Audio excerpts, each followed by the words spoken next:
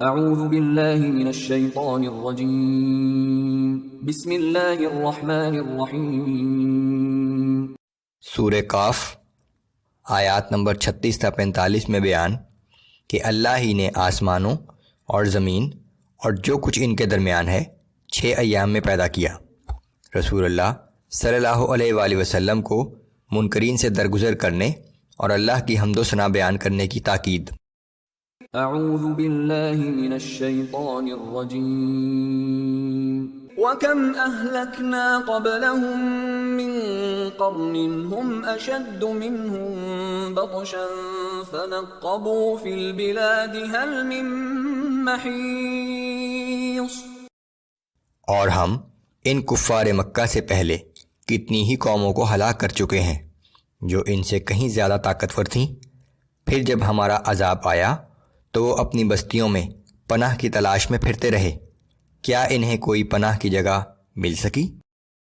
ان فی ذلک لذکری لمن کان له قلب او القى السمع وهو شہید۔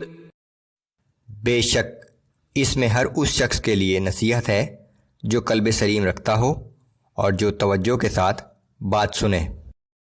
وَلَقَدْ خَلَقْنَا السَّمَاوَاتِ وَالْأَرْضَ وَمَا بَيْنَهُمَا فِي 6 أَيَّامٍ وَمَا مَسَّنَا مِن لُغُوبٍ۔ بے شک ہم نے آسمانوں اور زمین کو اور جو کچھ ان کے درمیان ہے سب کو 6 ایام میں پیدا کیا اور ہمیں کوئی تھکان لاحق نہ ہوئی۔ فاصبر على ما يقولون وسبح بحمد ربك قبل طلوع الشمس وقبل الغروب۔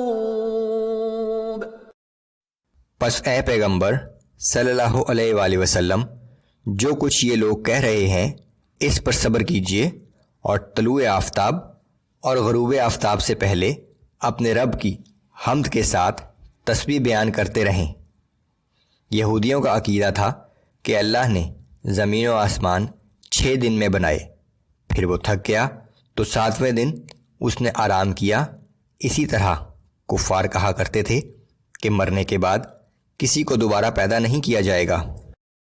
وَمِنَ اللَّيْلِ فَسَبِّحْهُ وَأَدْبَارَ السُّجُودِ۔ اور رات کے کچھ اوقات میں بھی اس کی تسبیح بیان کیا کیجیے اور نمازوں کے بعد بھی۔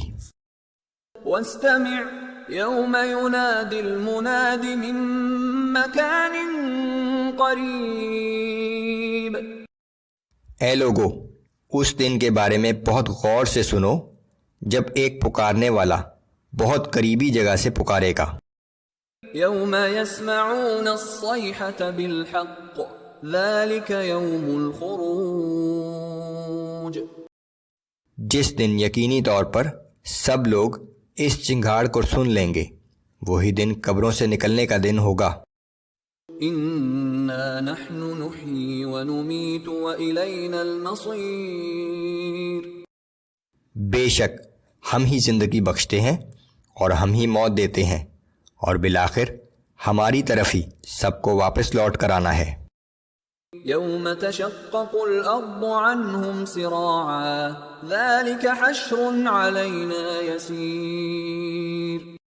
جس دن ان پر سے زمین پھٹ جائے گی اور لوگ اس میں سے دوڑتے ہوئے نکل آئیں گے، اس طرح زندہ کر کے لوگوں کو جمع کرنا ہمارے لیے نہایت آسان ہے۔